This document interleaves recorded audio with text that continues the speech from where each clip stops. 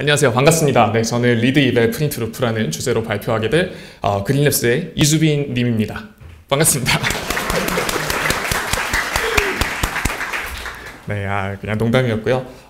저희는 이제 클로저를 사용하고 있는데, 제가 클로저를 사용하면서 이 클로저의 특징인 래플 드리븐 디벨롭먼트의 장점과 그를 이용해서 어떻게 높은 생산성을 달성했는지 여러분들께 소개해드리려 이 자리에 나왔습니다. 네, 제 소개를 먼저 조금 할 건데요.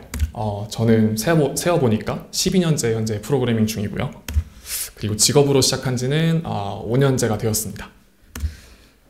그래서 막 백엔드도 처음에 해보고, 지금도 백엔드 엔지니어지만 그 다음에 프론트엔드도 살짝 해보고, 딥러닝도 한때 좀 했었고요.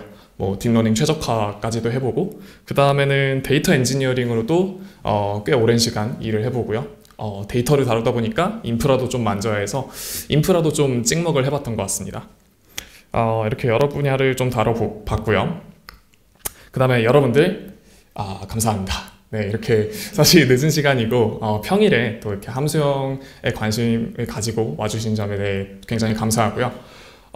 그리고 이제 여기 계신 분들은 한 10대 1의 경쟁률을 뚫고 지금 오신 거예요. 저희 전체 한 750명 정도 지원을 해주신 걸로 알고 있고, 그 중에 선정되신 80분이라고 알고 있는데, 네, 축하드리고 감사합니다. 네, 그래서 함수형에 관심 있는 멋진 프로그래머 분들이라고 들었고요. 또 클로저에 관심 있는 완전 멋진 프로그래머들이라고 들었습니다. 네, 그래서 저는 이제 아까 전에 설명드린 것처럼 여러 가지 분야를 하면서 프로그래밍 언어도 좀 다양하게 써봤던 것 같아요. 처음에 C로 프로그래밍을 배웠고요. 또 많이 그렇게 하듯이. 그 다음에 C를 하다 보니까 그 다음으로 약간 고급 과정으로 가려면 C++을 배워야 되는 것 같아서 또 C++도 배우고, 와, 막 멋진 자료 구조들이 미리 만들어져 있고, 클래스 되게 멋있는 개념 등장하고 해서 굉장히 또 막 프로그래밍은 다 배운 것 같고 막 그랬습니다. 근데 이제 또 클래스 같은 걸 접하다 보니까 OOP를 잘해야 될 것 같아 해갖고 자바도 좀 배워봤고, 그 다음에는 파이썬이 요즘 유행이다, 파이썬로 데이터를 해야 된다 해갖고 파이썬도 배웠어요.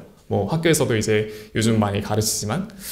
그리고 자바스크립트도 네, 해봤습니다. 요거는 제가 처음 실무를 할 때 처음 짰던 서버가 자바스크립트 노드 서버였어요. 그리고 최근에는 약간 쓸 일이 있어서 러스트도 살짝 공부를 해봤습니다. 어떻게 보면 좀 그래도 우리가 많이 아는 언어들, 좀 뭐라 해야 될까요? 메이저 언어들이에요. 그런데 사실 리스프라는 언어는 굉장히 그에 비해 좀 특이하죠. 이게 이제 제가 처음 만났던 리스프 코드인 것 같은데요. 네, 학교 수업에서 이런 걸 배우게 됐었는데, 사실 저희가 아는 그 많은 언어들이랑 굉장히 생김새도 다르고, 막 아이디도 굉장히 약간 장난감 같고 뭔지 잘 모르겠었어요, 그 당시에는. 그래서 이 언어랑 친해질 수 있을까? 라고 생각을 많이 했었습니다. 그리고 리스프 하면은 또 약간 유명한 짤이 이런 게 있습니다. 이제 그 프로그래밍을 해서 말을 어떻게 빌드하는가 이런 만화가 있는데, 거기 보면 그냥 킬포인트는 얘예요. 말 빌드할 때 괄호 엄청나게 많고, 저 끝에 보면 막 괄호 삐져나와 있고 아주 난리 났습니다. 그래서 굉장히 사실 우리에게 좀 익숙치 않은 언어고, 그다음 저조차도 이걸로 과연 이런 질문을 좀 했던 것 같아요. 클로저는 이제 리스프의 그 방언이니까 클로저를 쓰는 회사를 간다라고 했을 때 그걸로 프로덕션 개발이 가능할까? 그리고 제가 또 클로저를 쓰는 회사에서 일을 하고 있다라고 하면 많은 사람들이 그걸로 프로덕션 개발을 어떻게 하냐 라고 많이 또 얘기하는 것 같아요. 근데 제가 드리고 싶은 대답은 가능합니다. 가능하고 래플 드리븐 디벨롭먼트라는 방법을 통해서 훨씬 더 재밌고 생산성 높게 개발을 하고 있습니다. 자, 래플이란 뭘까요? 래플은 그림으로 표현하면 이런 거예요. 간단하게 생겼죠. 리드, 이벨, 프린트, 루프의 조합이고요. 사실 이 발표 제목이기도 하지만 간단합니다. 리드는 프로그램 입장에서 사용자가 프로그래머가 작성한 코드를 읽는 것이고, 이벨은 evaluate, 코드를 실행하는 거죠. 실행한 결과를 프린트하고 그 다음에 다시 리드로 돌아가죠. 요 루프를 돌게 되는 겁니다. 굉장히 간단한 개념이에요. 그리고 사실 우리는 래플을 또 익숙하게 알고 있습니다. 지금 왼쪽에 보이는 거는 파이썬 래플이죠. 정확히는 장고 래플이기도 하고, 파이썬 개발을 해보신 분들은 이런 뷰 같은 거를 좀 보신 적이 있을 겁니다. 그리고 오른쪽에 있는 건 우리 웹 개발을 하다 보면 또 자주 만나게 되는 자바스크립트 레플이죠. 자바스크립트 콘솔이라고도 하는 그런 것이고, 이것도 보시면은 뭐 이런 거 많이 해보셨을 거예요. 뭐 5 더하기 15도 한번 해보고, 함수 정의도 하나 해보고, 그 함수 불러보고, 이런 건 이제 저희가 자주 하죠. 굉장히 접근성이 좋으니까. 그런데 래플 드리븐 디벨롭먼트라고 하면은 래플을 가지고 래플 주도하에 래플을 중심으로 개발을 한다는 건데, 이 위에서 개발을 한다고 하면은 좀 이상하죠. 네, 아마 나는 이걸로 개발해 라고 하면 미쳤다고 할 겁니다. 근데 뭐 저는 이 언어들이 나쁘다고 하는 건 아니고요. 굉장히 많이 쓰이는 언어고, 저도 이제 굉장히 또 좋아하는 언어들인데, 이런 부분이 사실 좀 아쉬운 것 같아요. 그리고 좀 본질적으로 다르기 때문에 클로저에서는 래플 드리븐 개발이 가능한데, 이런 언어들에서는 그런 게 익숙치 않았던 것 같습니다. 자, 이 오른쪽에는 좀 잘 안 보일 수도 있는데 뭐 그렇게 중요한 건 아니고, 이제 기존에 우리가 알던 이런 쉘들, 그 콘솔들의 한계를 좀 다뤄보려고 해요. 사실 제가 파이썬을 꽤 오래 쓰면서도 이 파이썬 래플 위에서 뭔가 한다는 거는 거의 잘 안 했거든요. 그렇게 하고 싶지 않았고, 그래서 왜 그럴까를 생각해 보면은, 먼저 쳐서 실행하고 나면은 코드가 휘발된다는 문제가 있습니다. 여기다가 코드를 뭐 아무리 치고 우리가 약간 열심히 개발을 해도 이거 다 끝나고 나면은 코드가 남는 데가 없죠. 그러니까 이걸 갖고서 개발한다는 거는 사실 그런 점이 가장 불편한 것 같아요. 그래서 우리가 긴 코드, 약간 진지한 코드, 막 큰 규모의 뭐 서버 이런 프로그램 만들려면은 이 위에서 하기 좀 힘든 것 같습니다. 그래서 결국에 이런 래플들은 코드를 실험해보는 용도로 보조적으로 사용하게 돼 있어요. 왜 그러냐? 방금도 설명을 드렸지만 우리의 코드 파일이랑 래플 사이의 연결이 약하기 때문입니다. 사실상 거의 없다라고 봐도 되죠. 자, 그런데 클로저는 이와 반대로 래플 드리븐, 래플을 중심으로 래플 주도하에 개발을 하는 방법론을 굉장히 채택하고 있고, 또 많은 사람들이 강조를 합니다. 자, 그러면 설명은 어느 정도 된 것 같고, 래플에 대해서 한번 베이직하게 좀 배워보도록 하겠습니다. 네, 오늘의 문제, 저희는 이제 신선아이는 과일이나 채소 같은 작물들을 거래할 수 있는 플랫폼인데요. 그래서 뭐 저도 최근에 이제 풀고 있는 문제지만, 이런 상품들의 데이터가 주어질 거예요. 그리고 각 상품들을 뭐 우리가 DB에 저장하듯이 이전 가격, 뭐 현재 가격, 그리고 DB 아이디, 뭐 이름, 이런 것들이 주어지는 리스트가 있다라고 생각을 해볼게요.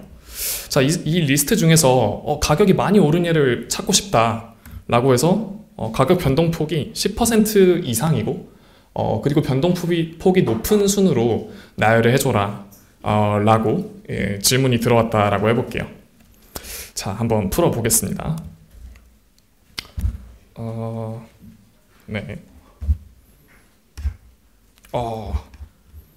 잠깐만요. 항상 이게 문제네요.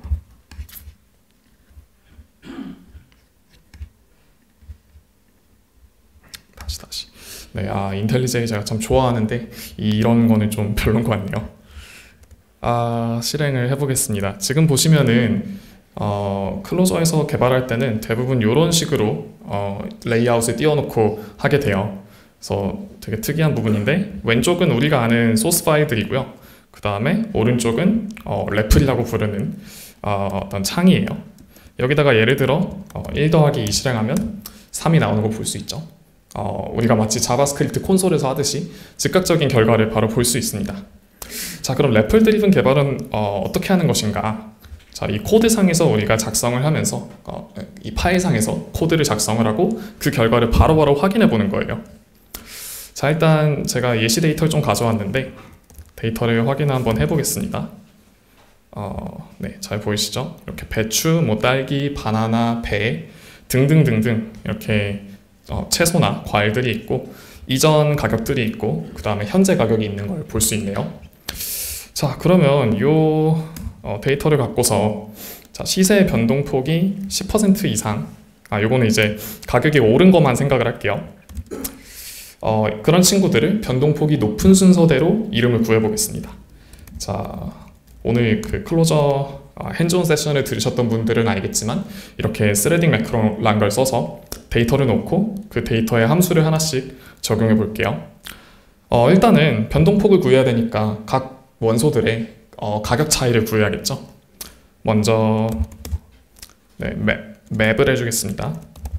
그리고 익명함수를 하나 만들어주고 요거는 이제 프로덕트를 받는 함수라고 하고요.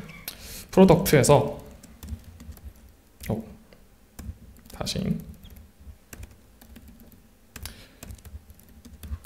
프로덕트에서 우리가 원하는 값들만 좀 뽑아 볼게요. 이전 가격과 그 다음에 현재 가격을 뽑아 올 수 있고요. 요 정보를 갖고서 자, 여기서 이 프로덕트에 새로운 키밸류 값을 넣는 거죠. price diff라고 해보겠습니다. price diff는 현재 가격에서 이전 가격을 빼주면 되겠죠. 자, 여기까지 한번 실행을 해볼까요? 자, 언제나 이 데모는 힘드네요. 오케이. 네, 이렇게 닫아주면 될 것 같네요. 오케이, 됐다. 자, 지금 보면 위에 있는 데이터에 price diff라는 값들이 다 추가된 걸 볼 수 있죠. 이전 가격에서 현재 가격으로 가격이 얼마씩 변했는지를 바로 확인해 볼 수 있습니다. 그 다음에 또 맵을 해줄게요. 이 다음에는 변동폭, 변동률이라고 하는 게 맞겠네요. 가격의 변동률을 계산을 해서 다 하나씩 찔러 넣어 주겠습니다. 똑같이 키즈를 받고 여기서 뭘 봐야 되냐? 이전 가격 대비 얼마나 변했냐를 봐야죠. 그리고 똑같이 프로덕트라는 이름으로 받아주겠습니다.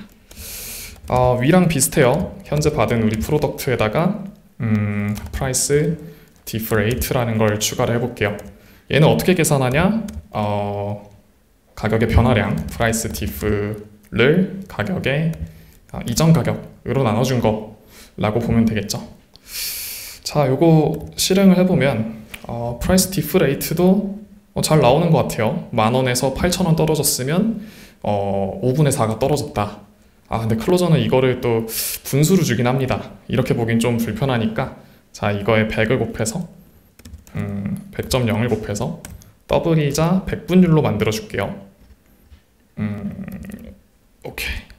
네, 실행해 보면은 이제 가격이 얼마가 떨어졌는지 100분율로 좀 편하게 보이네요. 얘는 80%, 뭐 10% 떨어졌고 얘는 50% 늘어났고 그리고 여기는 이제 943%면은 9배 넘게 상추가 또 금값이 됐습니다.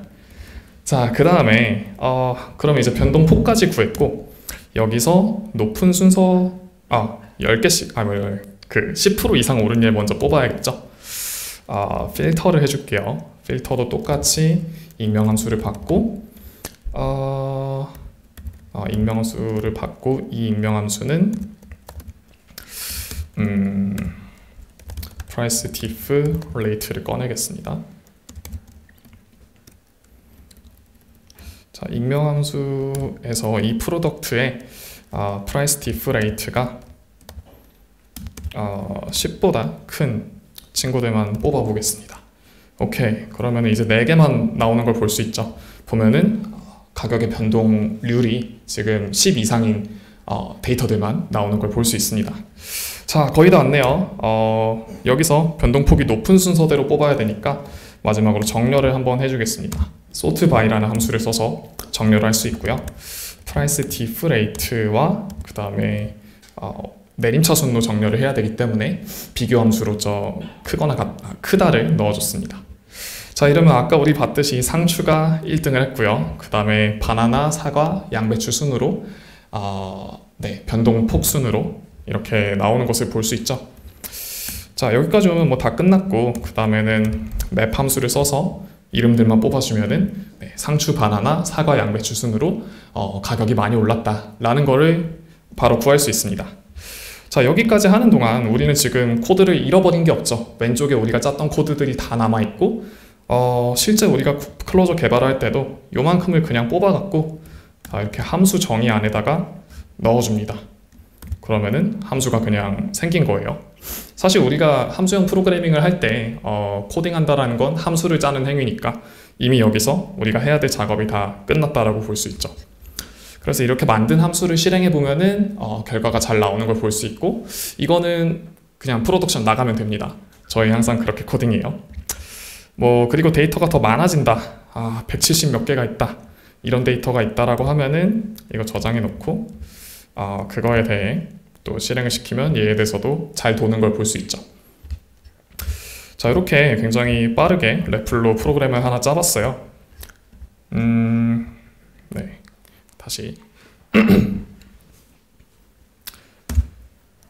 그래서 사실 이 랩플 주도 개발은 우리가 하는 다른 언어에서도 하는 대부분의 개발 워크플로우랑 거의 똑같아요.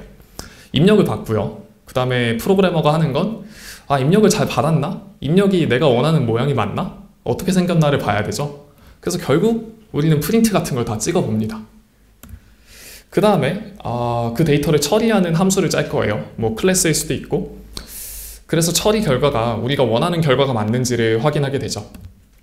그래도 똑같이 또 프린트를 찍어봅니다. 사실 우리는 랩플 주도 개발에서 하는 거랑 같은 워크플로우를 그냥 조금 느리게 하고 있던 거예요.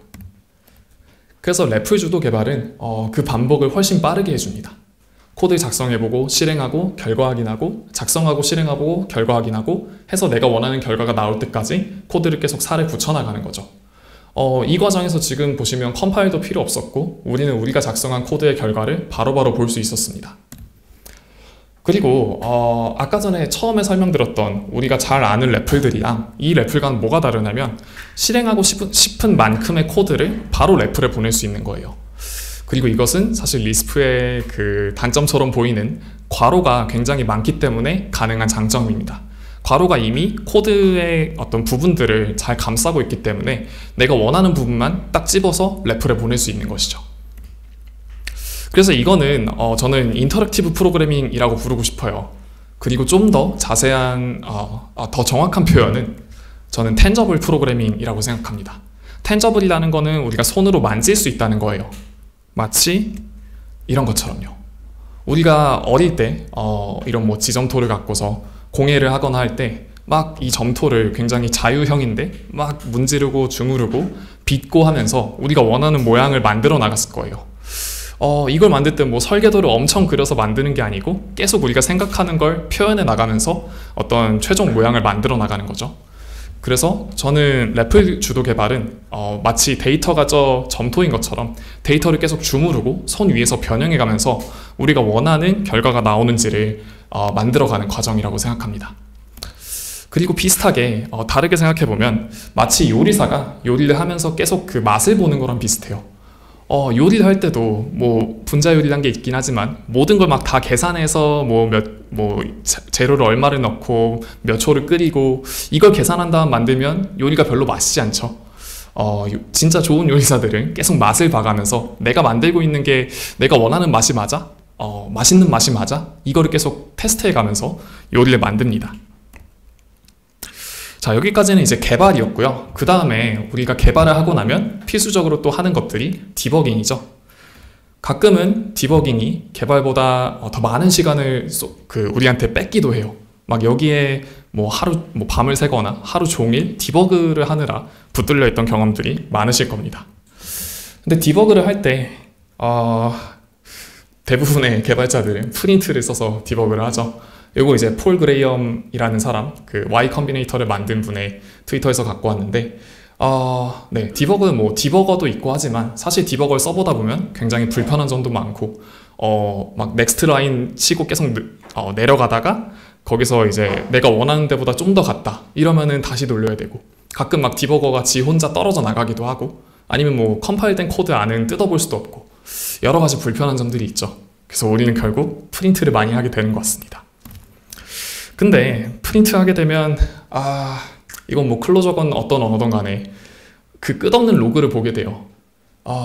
굉장히 머리 아프고 눈 아프고 에너지를 많이 빨아먹는 일이라고 생각합니다. 자, 프린트로 디버깅을 하면 문제가 뭐냐? 객체가 있다 혹은 데이터가 있다라고 할 때 어디서부터 어디까지를 로그로 찍어야 되는지 굉장히 고민을 하게 돼요. 그리고 우리가 로그를 찍었지만 필드를 빼먹거나 하면은 재앙이 발생하죠. 다시 막 로그를 찍는 코드를 추가하고 처음부터 다시 돌려서 로그를 또 얻어내야 하고 굉장히 피곤한 과정이 있습니다. 그리고 또 객체가 너무 크다, 아니면 뭐 데이터 구조가 너무 크다라고 하면은 이걸 로그로 찍고 나서도 로그 양이 너무 많거나 휴먼 리더블 하지 않은 로그들이 나오는 경우가 많아요. 그래서 이런 로그를 보고서 디버깅을 한다는 거는 굉장히 어려운 일입니다. 눈이 빠질 것 같고, 그리고 그런 이유는 사실 로그에 찍히는 데이터를 우리는 데이터로서 탐색할 수가 없고 그냥 텍스트로서 존재하기 때문에 그런 문제가 발생한다고 생각해요. 자, 근데 우리가 디버깅을 할 때 진짜 보고 싶은 건 뭘까요? 저는 그냥 항상 이게 궁금했어요. 이 라인에서 이 변수의 값이 어떻게 생겼는지를 보고 싶었어요. 그래야 이 프로그램 안에서 무슨 일이 일어나고 있고 내가 어디를 고치면 될지는 사실 그 데이터를 봐야 가장 잘 알 수 있거든요. 그래서 결국 이건 데이터 시각화의 문제로 이어집니다. 자, 데이터 시각화. 요거는 제가 이제 어떤 발표 영상을 보다가 하나 가져온 건데요. 지금 여기 서 계시는 분은 클로저의 코어 개발자 중 한 분인 스튜어트 할로웨이라는 사람이고, 이 사람도 레플의 중요성에 대해서 막 얘기를 하다가 이 슬라이드만 그냥 의도적으로 비워놨어요. 왜 그러냐 하면서 하는 소리가, 레플 다 좋은데 우리에게는 시각화 도구가 잘 없다. 더 좋은 시각화 도구가 필요하고, 필요할 때 그걸 가져다가 갖다 쓸 수 있어야 되고, 그 다음에 레플에도 굉장히 잘 붙어서 볼 수 있어야 된다 라고 얘기를 했었습니다. 2017년 발표고, 근데 맞아요. 실제로 이 클로저로 처음 개발을 하다 보면 데이터 드리븐인 건 너무 좋은데 이 데이터를 어떻게 봐야 할지 난감한 경우가 좀 많이 생깁니다. 근데 이제 벌써 5년이 지났죠. 이때로부터. 그러면서 좋은 툴들이 많이 나왔고, 그런 걸 하나 소개해 드리려고 해요. 자, 데이터 시각화라고 하면은 저는 두 가지 특성이 있다라고 생각해요. 처음엔 가시성이에요. visibility인데 이 데이터 자체를 더 잘 볼 수 있게 그 휴먼 리더블하게 만드는 툴이 필요합니다. 그리고 두 번째로는 탐색성이에요. 영어로 뭐라 하더라? 모르겠고 그 데이터 안을 잘 뜯어볼 수 있어야 돼요. 데이터가 너무 깊게 네스팅돼 있거나 혹은 너무 크거나 하면은 텍스트만 보고서는 사실 파악하기 어렵기 때문에 그 데이터 안을 막 탐색해가면서 우리가 원하는 곳만 잘 뜯어볼 수 있어야 합니다. 그래서 그를 도와주는 툴로서 탭이랑 포탈이라는 걸 소개해 드리려고 합니다. 포탈은 오른쪽에 보이는 이런 뷰를 갖고 있는 툴인데요. 데이터 시각화 탐색을 도와주는 라이브러리고 굉장히 다양한 비주얼라이저를 지원합니다. 클로저에 있는 기본적인 데이터 스트럭처부터 익셉션, 로그, 혹은 이미지, 아니면은 코드를 담고 있는 텍스트, 심지어 마크다운, 아니면은 그래프까지도 지원을 하는 굉장히 다재다능한 시각화 툴이에요. 그리고 이 포탈 안에는 클로저 코어에 비교적 최근에 추가된 탭 함수를 이용해서 데이터를 밀어넣게 됩니다. 탭이란 건 뭐냐? 그냥 이렇게 생긴 함수예요. 그 아규먼트를 하나만 받는. 그래서 등록한 탭으로 우리가 탭이란 걸 미리 등록해낼 수 있는데 거기다가 데이터를 넣어주는 함수죠. 이름처럼 그런 역할을 해주고, 클로저에서 많은 경우에 함수를 파이프라고 생각하고 그 데이터, 함수 사이를 흐르는 데이터를 물이라고 비유를 합니다. 그래서 마치 이런 코드가 있다라고 하면은 이거는 이런 파이프 안에 위에 데이터가 흐르면서 트랜스폼이 계속되고, 그런 곳에 우리가 add 탭이라는 함수를 이용해서 탭을 꽂아놓고 탭 함수로 호출하면 그 안에서 데이터를 뽑아서 볼 수 있는 거죠. 그래서 이렇게 시원하게 데이터가 콸콸 나오는 거를 경험해 볼 수 있습니다. 설명보다는 실제로 보는 게 좋으니까 한번 데모를 보러 또 가보시죠.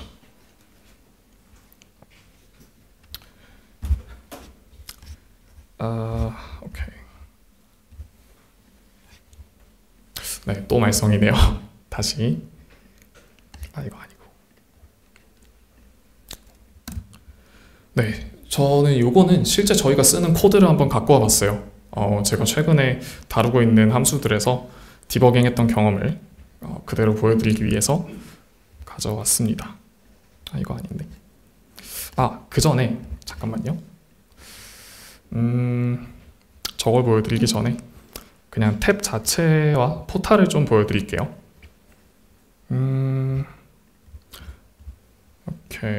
오케이. 네, 기본적인 래플은 사실 이렇게 오른쪽처럼 생겼던 걸 아까 보여드렸고요. 자, 탭이라고 하는 건 이런 코드를 써서 실행시키면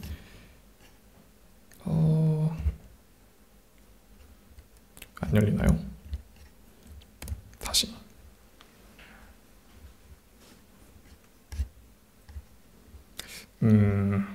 문제가 좀 있군요.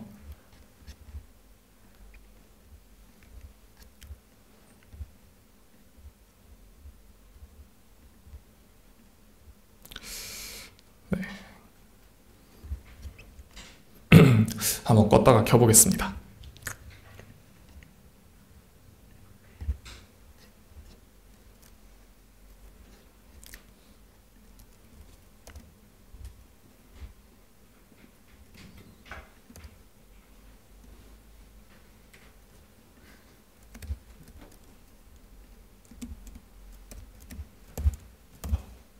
네, 래플은 잘 뜬 것 같고, 오케이, 이제 뜨네요.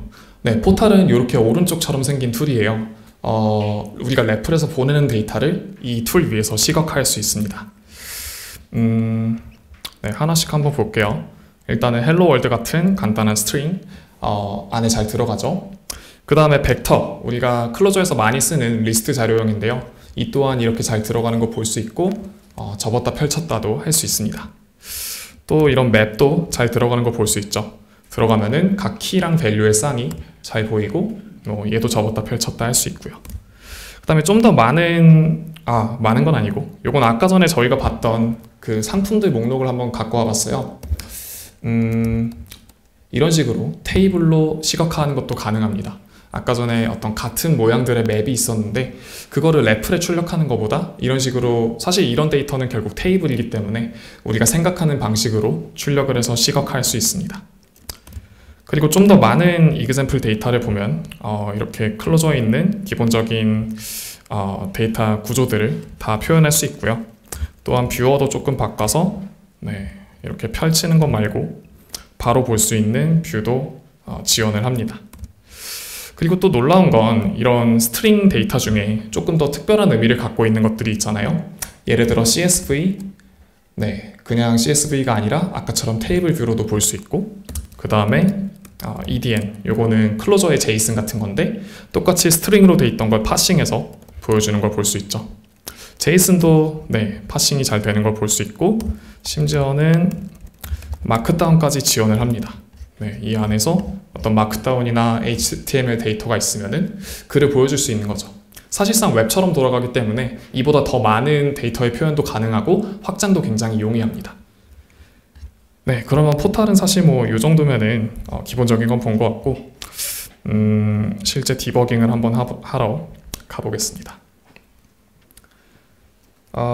요거는 저희 실제 프로덕션 코드고요. 그걸 조금 변형해 놓긴 했는데 아까 같은 프로덕트, 우리의 농산물 상품들을 받을 수 있는 코드입니다.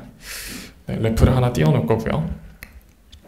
그 다음에 저희는 이런 식으로 GraphQL 쿼리를 사용해서 데이터를 받고 있어요. 쿼리 살짝 네스팅이 돼 있지만 해당 상품의 이름이나 어떤 가격, 그리고 썸네일 이미지 같은 걸 받아올 수 있는 코드를 보실 수 있죠. 서버를 띄우려면 조금 시간이 걸리네요. 아까 띄워놓긴 했는데 그 까만 화면이 자꾸 떠갖고. 오케이. 래플 잘 뜬 것 같고요. 데이터베이스에도 실제로 붙여보겠습니다.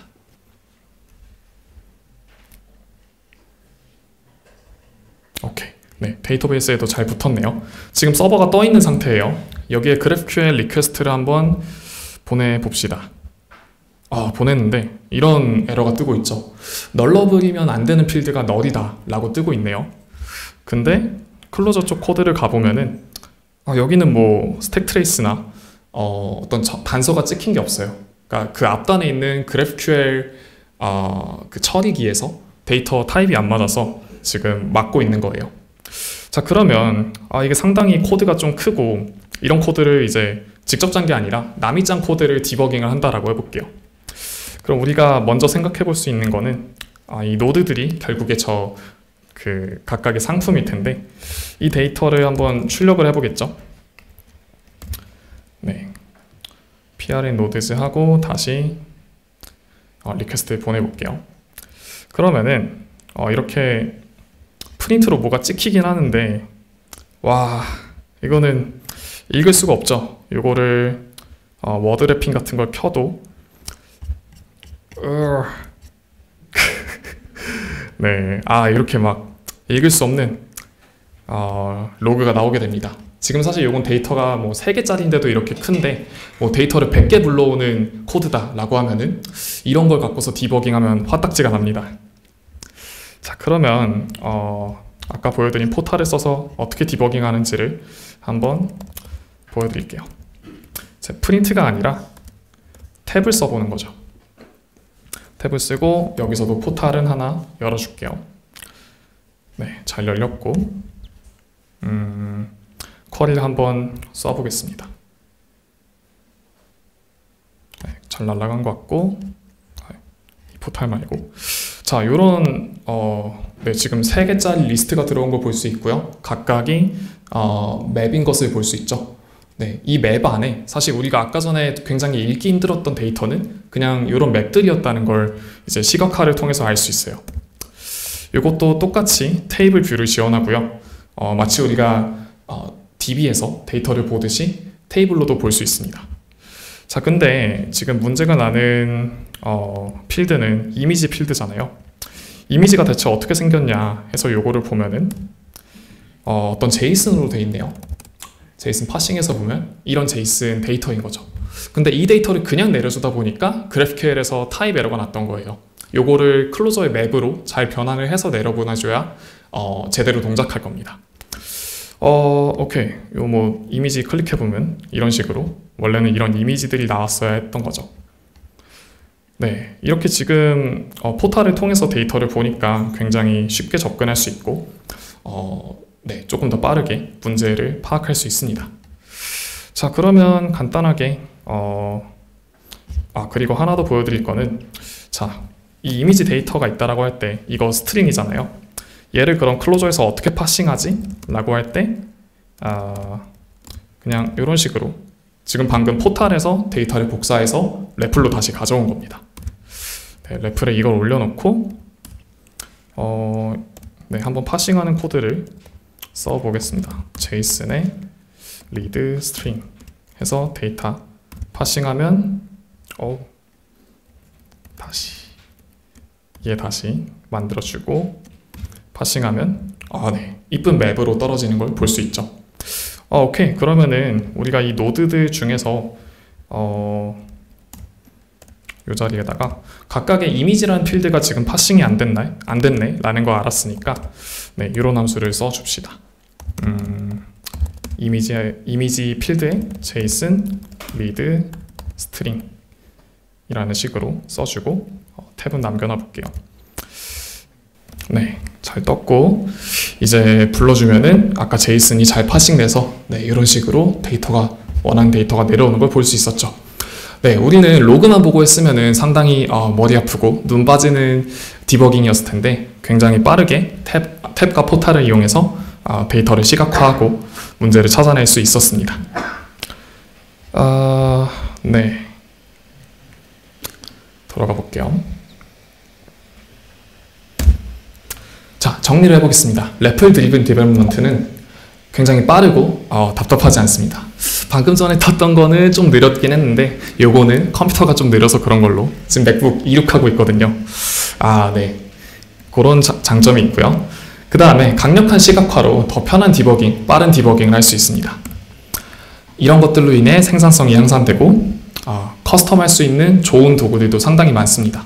방금 포탈도 결국에 데이터를 기반으로 커스텀한 도구이고 그 다음에 비슷한 다른 시각화 도구도 많고 이 포탈 자체도 클로저 코드로 되어 있기 때문에 굉장히 확장하기 좋습니다.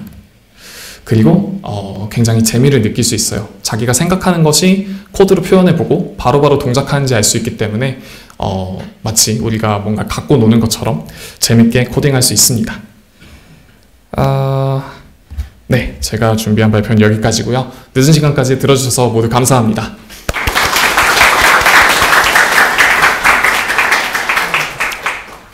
네, Q&A 시간 가질게요. 네. 첫 번째 질문은 실수로 탭 코드를 상용 배포하면 어떻게 되는지, 성능 저하와 같은 이슈가 발생하는지 궁금하시다라는 질문이었는데, 방금 저희가 보여드린 포탈은 add 탭이라는 함수를 이용해서 이 탭이 데이터를 받을 수 있도록 하나 뚫어 놓은 거예요. 근데 상용에 들어가도 그런 탭이 달려있지 않으면은 이 탭 함수를 부른 거는 그냥 무시됩니다. 그래서 성능 저하는 크게 발생하지 않아요. 네, 그 다음 래프를 쓰면 런타임 중 함수 내용을 바꿀 수 있는 건가요? 네, 맞습니다. 방금 전에 보여드린 래플 개발에서 네, 컴파일하는 과정은 하나도 없었고, 그 다음에 계속 그 같은 런타임이 떠 있었어요.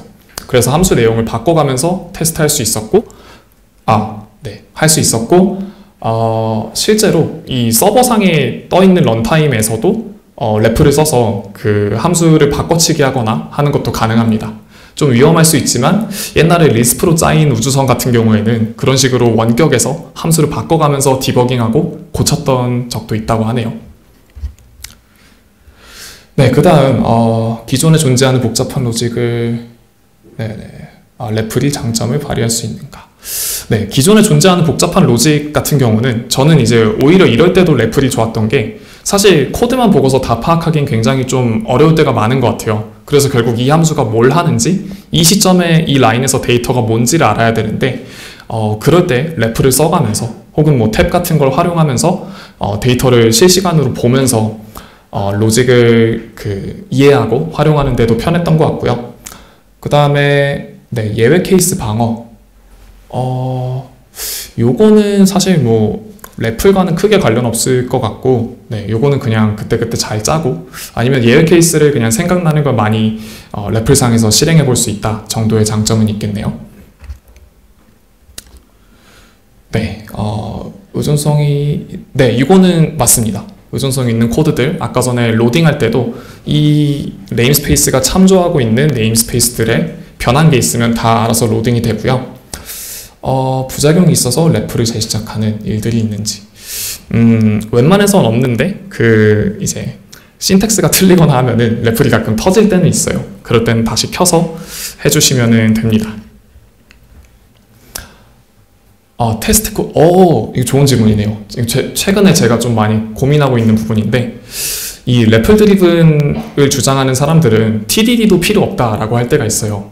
근데 요거는 이제 실제 코드를 작성하면서 테스트를 미리 작성할 필요는 없는 건 맞는데, 왜냐면 자기가 테스트를 직접 해가면서 코드를 붙이는 거니까요.